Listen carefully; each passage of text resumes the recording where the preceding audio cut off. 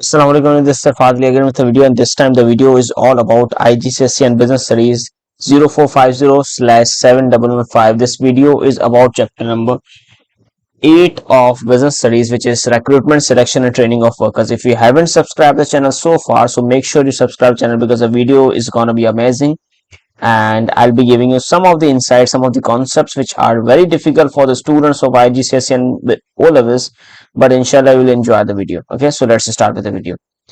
First of all, we need to go to the recruitment and selection process. First of all, just think about this thing. Have you ever seen in your surroundings any company who is hiring some of the workers for their own departments? Let's suppose if I'm saying, have you ever seen any advertisement in the newspaper? So if I give you an example of the newspaper, so you might have seen two columns of that particular newspaper. One column is the requirements of the job, that what the particular candidate has to do, okay, and another requirement is the what the candidate should possess. Let's suppose if it is about the personal things, that is the qualifications, the experience, when it is related to that particular person, so it is called job specification. The requirement which is related to the worker, which is related to the person, this person should have these skills. If it is written down, then it is called job specification. What the job requires, what are the roles to be performed, what are the responsibilities of the job, it is called job description. Okay, if I give you more detailed example of job description, then the candidate needs to do needs to work for 5 hours a day, let's suppose, and maybe 42 hours a week. Let's give an example for that. 42 hours a week. So this word 42 hours a week is job description. First thing. Second thing, the candidate needs to make reports and submit it to the manager. So this is again the requirement of the job. Okay, so this is called job description, what the job requires, what are the roles and responsibilities of that particular job over there. Okay, this is job description, describing your job, what your job requires, or what will be the responsibilities of you when you are performing the job. This is job description. The word job description itself says about this thing. Another thing is called job specification, which means what requirement or what qualifications, what skills the candidate should possess in order to make the job successful, or in order to perform the job with expertise. So it is called job specification or person specification, because it focuses on the key skills which is required by that particular person or a worker to perform the job effectively. Okay, now let's start with the topic of recruitment and selection. What we need to look into this topic, recruitment, the word itself says that when you are recruiting your, what we can say, people, the people which are to be hired. In unit number 1, we talked about some of the key concepts of O levels business studies, where we started thinking about things which are happening in our surrounding, but we don't know what are these things. So the key terminologies which were taught to us, maybe that was stakeholder, that was business objectives, that was enterprise, that was classification of business, at the first chapter, which made you think about some of the concepts which are running in your surroundings. Okay, so this unit 2, the name of unit 2 in O levels business studies is people in work, which means how can you manage your people. So the first chapter in unit 2 was motivation, how will you motivate them. The second chapter is recruitment and selection. In every other organization, some people come, some people leave. In between, when they leave, obviously their work has to be done by some other person. So when the other person is needed in the company, so the chapter of recruitment and selection starts. Let's start with the very first concept of recruitment and selection. What happens when there is recruitment or selection required? Okay, if we talk about this table, if we focus on this table, so you can see this thing, that the first thing is that the vacancy arises, which means that when the vacancy is arising, so obviously the ex worker, the earlier worker, is leaving the organization, and now there is another worker which is required. So ultimately the seat has been vacant for that particular new candidate which will be coming in the future time period. Okay, so this is the first thing, when the candidate leaves, so there is vacancy arising.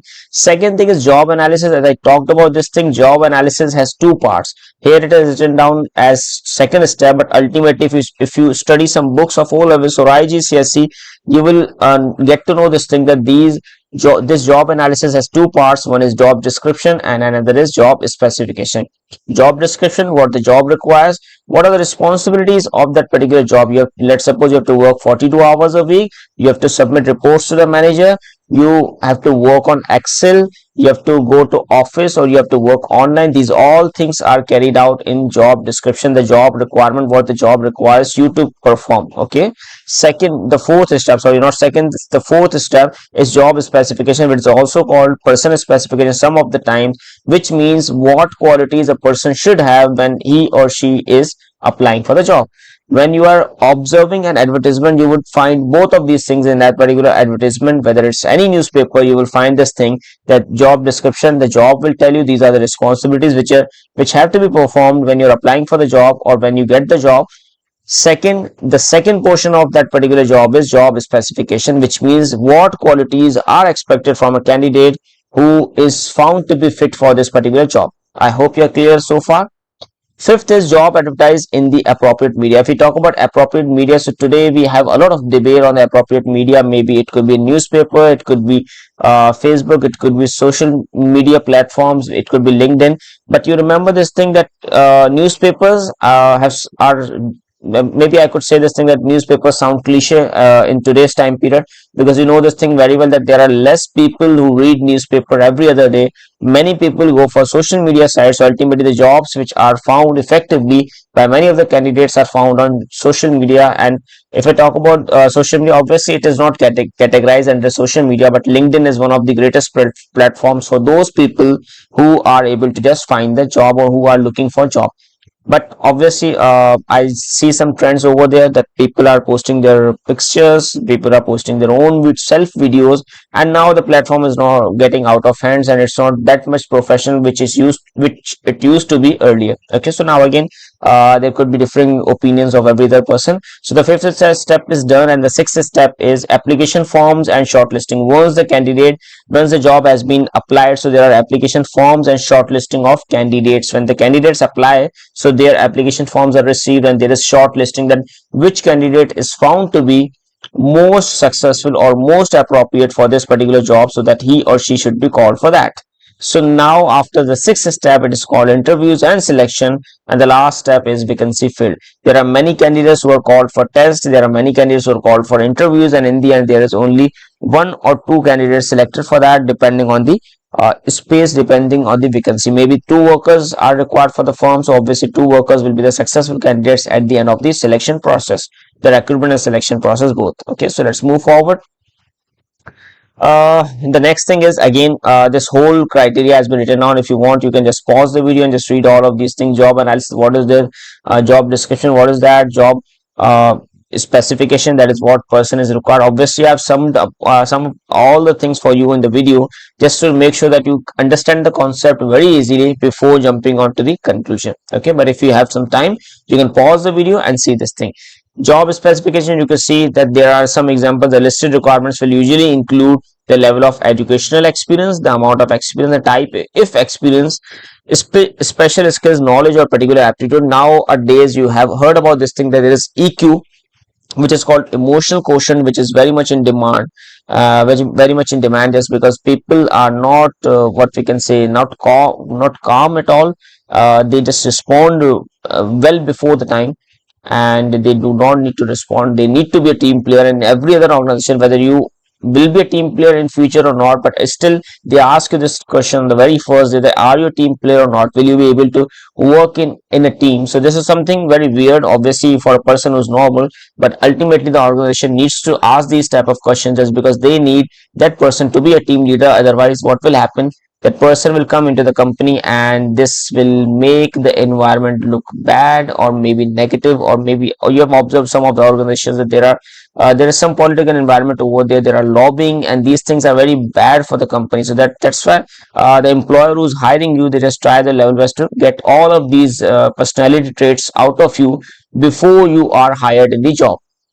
Next thing comes, which is that internal recruitment and external recruitment. Again, there are pros and there are cons, and ultimately if you talk about advantages, if you talk about disadvantages of internal and external recruitment, if you are hiring someone from inside the organization, ultimately the one of the biggest drawback is that there are no new ideas. Obviously the book defines that, but ultimately it could not be true in every other situation. There are some people who are sharp, sorry, and there are some people who are very much deserving. So ultimately, if the person is deserving, if the person is sharp, if the person is creative, so if they are given that particular opportunity and to be promoted in the organization, so ultimately this is something good.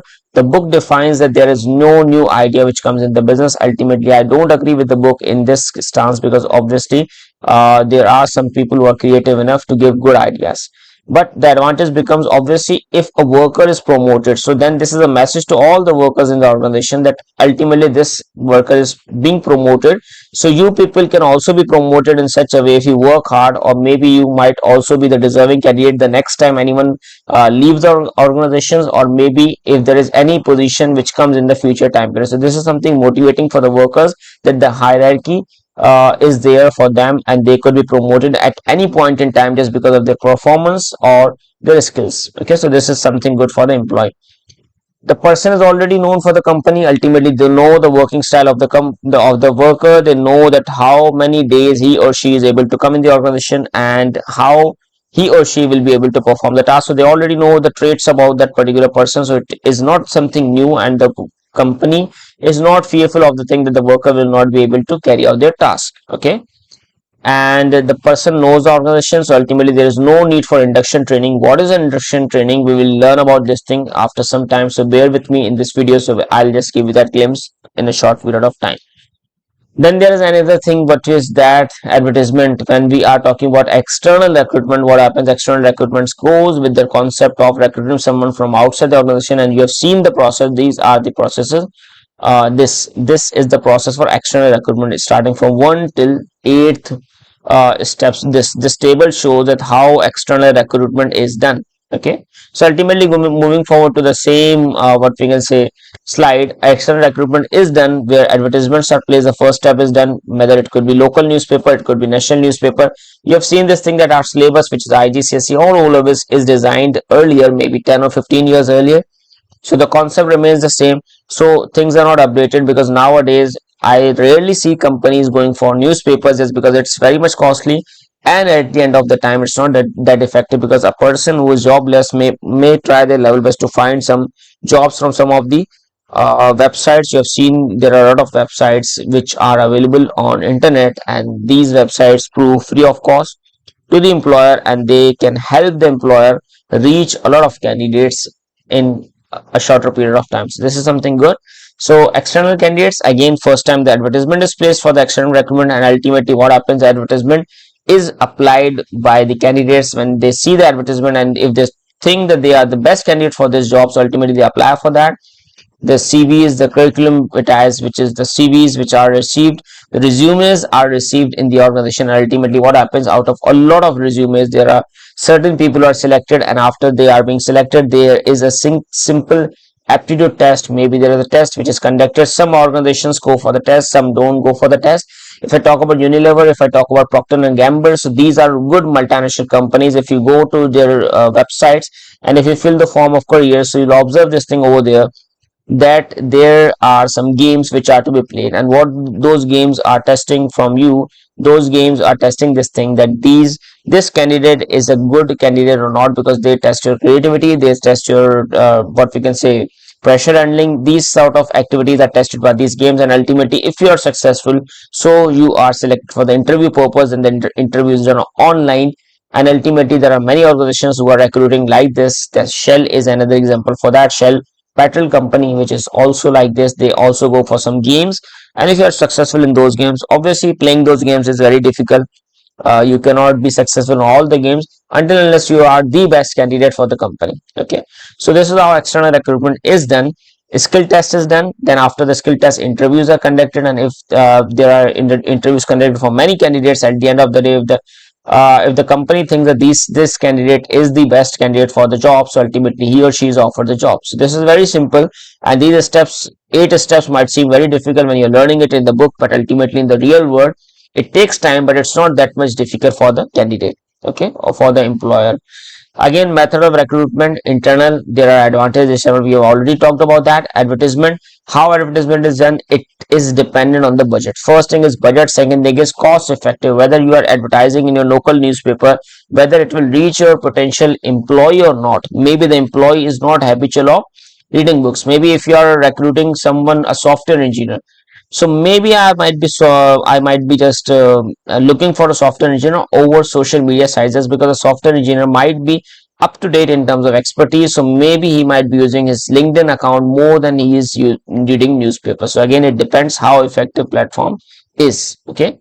So ultimately, screening test, already I've told about this thing, that the screening is done, and then after the screening, the tests are conducted, and when the tests are conducted, if the candidate is successful, so the interview purpose is done. And the interview, there are certain questions in interviews, there are many different kinds of interviews. If I talk about interviews, I've seen one of the interviews where there was a candidate who was very much nervous, so the panel asked the candidate about one thing, that they were saying this thing to the candidate, that you were found cheating during the examination. So this is one of the things which made that candidate more nervous, and he bluntly said this thing in front of the panel, that no sir, why this didn't happen, and who said this thing, who was the liar, and this, he said a lot of things which are not professional in that particular environment. So ultimately, that candidate was not selected, because that candidate was not having EQ, which is the requirement of any job.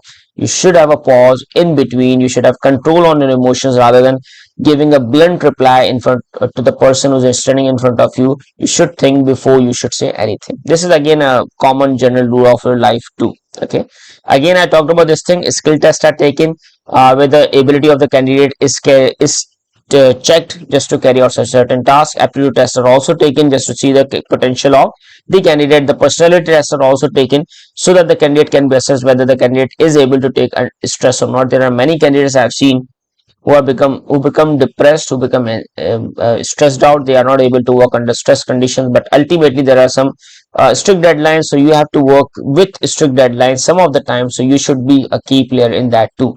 Last is group situation, which means you are tested with a group situation. Maybe some of the times what happens, one group is selected, maybe 4 or 5 persons are sitting with you during the interview, and you're given 5 minutes or maybe 3 minutes in front of the panel to discuss something with the team, and respond very well to the team at the end of the discussion. So again, this is a group situation where you are observed how much facilitating you are in that particular room, how much you are facilitating other people, and the way you behave. There are many people who just try their level best to be individual. They are not key players, and if they are not key players, so ultimately what happens, they this is a harmful situation for the company, not for themselves. They are very good, but ultimately the company loses a lot of things, because people are intimidated by this behavior. They do not feel well, and ultimately it affects their motivation levels. So you can see this thing, that the smaller definition are given. Job analysis, the requirement of the job needs to be decided.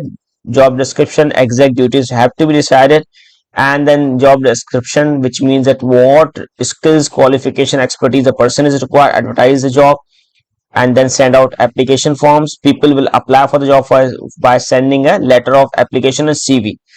Then there is a shortlisting forms. Let's suppose shortlisting candidate. There are many candidates who apply in Pakistan. I've observed this thing. This is very much trend, that even if you're not related to that particular job, you still apply for them, just because maybe you think about this thing. Maybe I get selected in the job, which is very bad for the employer. The employer's time is wasted at that moment. Okay.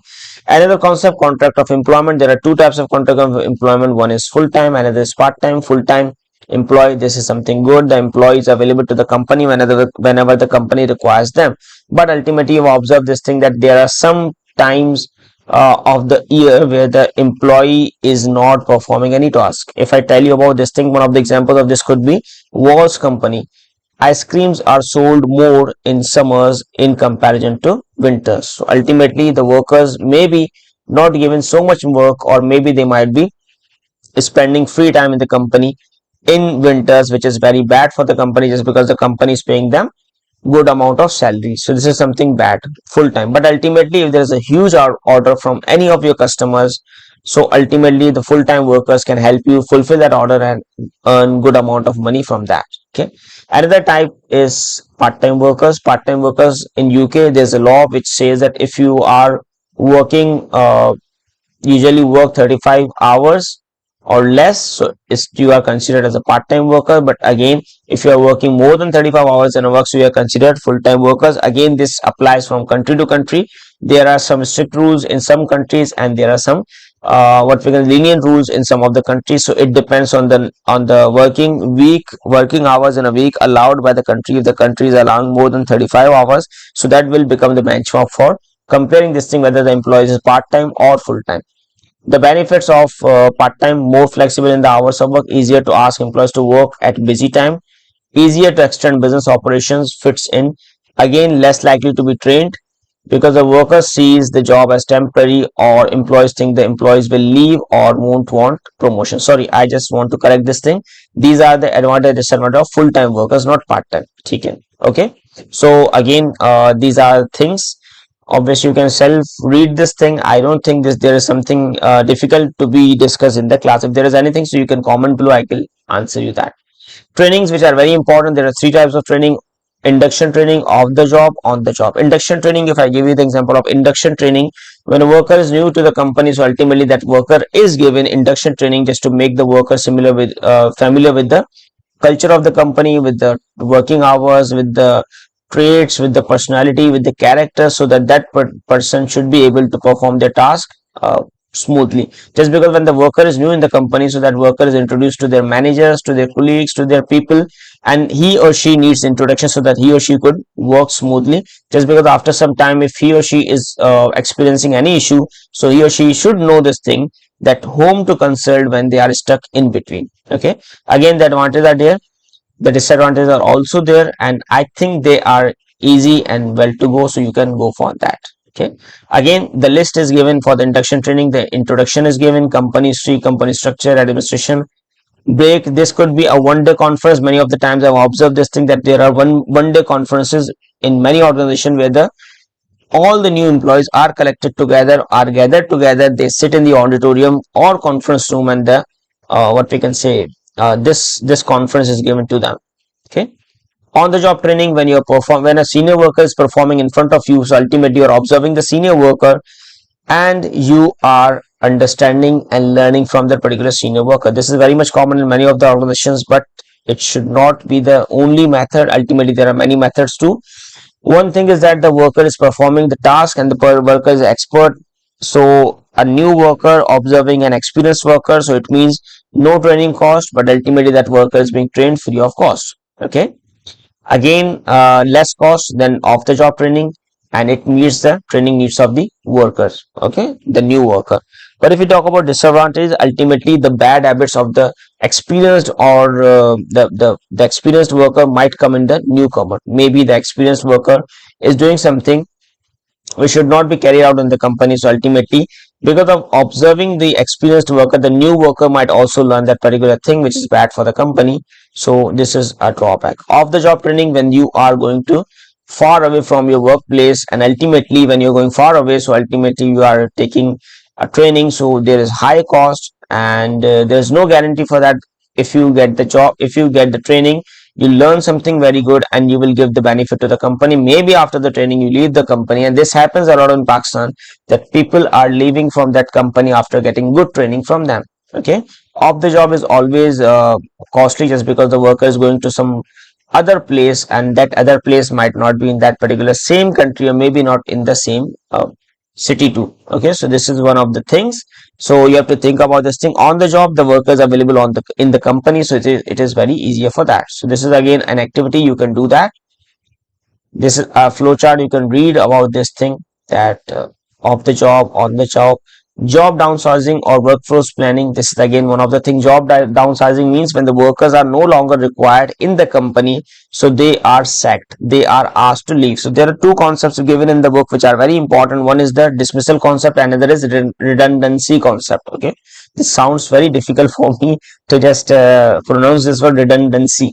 So dismissal is something when you are firing the worker just because the worker was not able to perform the job very well. Maybe the job was required you to edit a video, and the worker was not able to do it effectively. So ultimately, because of the fault of the worker, because of the problem of the worker, or because the worker was not able to perform the job effectively, you ask the worker to leave. So this is called dismissal. But if we talk about redundancy, redundancy means there was no demand of the product, or the product's demand decrease in the market. So the business has had less demand for the product. So ultimately now the business requires less people, less employees. So now the company has asked the employees to go to their home. Now this time they don't have any mistake, they don't have any issue, they were performing their task effectively, but ultimately the company did not have good demand with them. So ultimately the company asked them to leave, and in this case it is called redundancy. Why we are differentiating both of these concepts? The reason is that redundancy, in the case of redundancy, the company has to pay the worker for almost 2 months, which is called redundancy payment in UK. Okay. But if we talk about dismissal, the company doesn't have to pay anything at all, just because the company didn't have any fault of theirs. The worker was asked to leave just because of their own problems, own miscommitments, or own inefficiency. Okay. Obviously, I've told you about this thing. You could just pause the video. You could read this case study. You could read these details on your own. Legal controls over employment issues. There are some of the legal controls which are with the law. First of the legal control, protection against unfair discrimination, which means that you should not be discriminated on the basis of race or color, on the basis of religion, on the basis of your gender, your sex, on the basis of being too old or too young, or on the basis of being disabled in some of the ways. This should not be the basis of your discrimination, that you're not hired just because you had any of these traits with yourself. So you should be protected against this thing. Second is health and safety at work. You should be provided proper health kits. Some of the workers are working near fire, so they should be given proper fire extinguishers over there, so that they should be able to protect themselves from fire. They should not be prone to the danger. So this is something bad, because this is against the law. Against unfair dismissal, unfair dismissal means, you could read this, health and safety at work. Unfair dismissal means that the law has given you some of the rights to just go for that, to just exercise those rights, and ultimately the worker has asked you to leave just because of these rights. Let's suppose if I give you an example for that. For joining a trade union, joining a trade union is not a problem. You have full right to join trade union, but ultimately if you join the trade union, your worker has asked you to leave, or he has fired you from the job, so this is called unfair dismissal, just because the employer is not doing right to you. So trade union, again, you have some representatives union, you have some people who represent you at your workplace, so this is called trade union. Okay. And another thing is, for being pregnant, women cannot be asked to leave, cannot be fired from job just because they are pregnant. Ultimately this is a loss for the company, just because the company will not be able to work effectively because of the pregnancy issue of the worker. But ultimately the company does not have any right to sack that worker, to ask the worker to leave, fire that worker at that time, just because of being pregnant or being a member of trade union. Okay.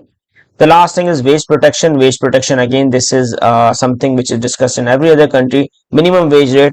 Minimum wage rate should be paid. I guess there are many countries where minimum wage rate is not paid. There is a black economy, there is a black market which is developed, and ultimately because of that black market, people are forced to accept lower wages than the minimum wage rate. Maybe there are many unemployed workers, so the minimum wage rate maybe is $40,000. So ultimately if the workers are unemployed, so maybe the employer might say this thing to them, that as you are unemployed, we will pay you $20,000. Although the minimum wage rate is $40,000, but we will pay you $20,000 if you do not tell anyone. So we'll hire you, but we will pay you $20,000. So this way the company will be benefited just because they are paying less, but ultimately this is against the law. And there are these things which happen a lot in our surroundings, but we don't know about this at all. International focus, these are the case studies. You could stop the video if you want, you could solve these case studies. If there is any question, you can ask the question in the comment box. If you like the video, do subscribe the channel, like the video, share it with those students who are doing O-levels business studies. So you should keep continuing with these videos, keep just visiting the videos, and keep solving more and more past papers, because the key of success in business studies and economics is to practicing more past papers. Thank you for coming. Thank you for watching this video. Goodbye. Take care. Allah Hafiz.